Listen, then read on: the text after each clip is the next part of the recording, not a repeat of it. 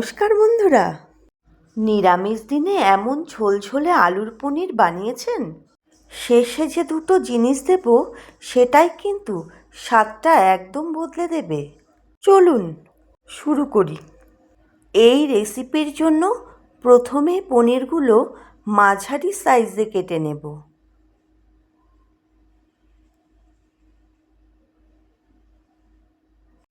এবার কড়াইতে পরিমাণ মতন তেল দেব। তেল একটু গরম হয়ে এলে সামান্য নুন আর হলুদ গুঁড়ো দিয়ে পনিরগুলো হালকা ভেজে নেব।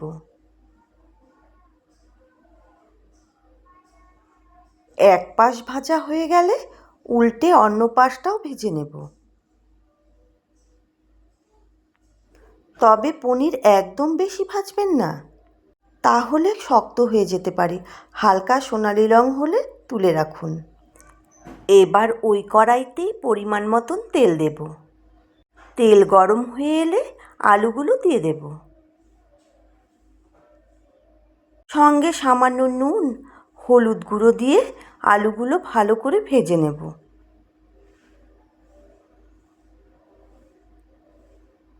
আলু ভাজা হতে থাকুক, ততক্ষণে আমি জিরে, আদা আর কাঁচা লঙ্কা মিক্সিতে দিয়ে মিহি করে পেস্ট করে নিচ্ছি।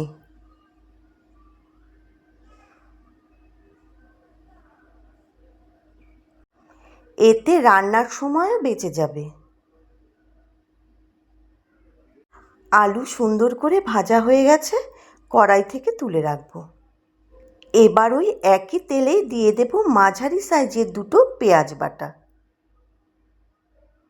পেঁয়াজটা হালকা করে ভেজে একটু লালচে করে নেব। পেঁয়াজ হালকা লালচে হয়ে এলে দিয়ে দেব জিরে, আদা আর কাঁচা লঙ্কার পেস্ট। এবার মশলাগুলো ভালোভাবে নেড়ে কষিয়ে নেব। এরপর দিয়ে দেব পরিমাণ মতো নুন, হাফ চা চামচ হলুদ গুঁড়ো, হাফ চা চামচ লঙ্কার গুঁড়ো আর 1 চামচ ধনে গুঁড়ো। সব মশলা ভালোভাবে মিশিয়ে নেব যাতে মশলার কাঁচা গন্ধটা চলে যায়। এবার দিয়ে দেব একটা বড় সাইজের টমেটো বাটা। আবারও কিছুক্ষণ ভালো করে কষিয়ে নেব।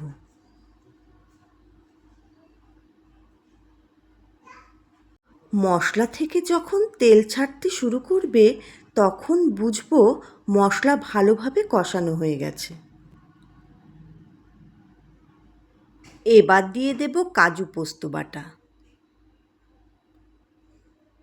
খুব বেশি ভাজার দরকার নেই, সব কিছু ভালোভাবে মিশিয়ে মাত্র 2 থেকে 3 মিনিট কষিয়ে নেব।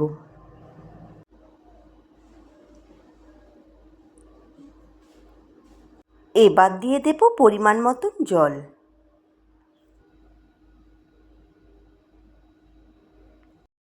ঝোলটা ফুটতে শুরু করলেই দিয়ে দেব আগে থেকে ভেজে রাখা আলু আর পনির। সব কিছু আলতো হাতে একটু নেড়ে দেব। ঝোলটা ভালোভাবে ফুটে এলে এবার আসবে সেই ছোট্ট টুইস্ট। দিয়ে দেব সামান্য একটু চিনি, ঘি আর কাসুরি মেথি।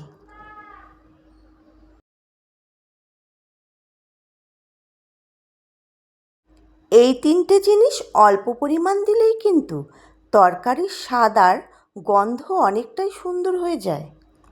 এবার ঢাকনা দিয়ে কিছুক্ষণ রান্না হতে দেব যাতে মশলার স্বাদটা আলু আর পনিরের মধ্যে ভালোভাবে ঢুকে যায়।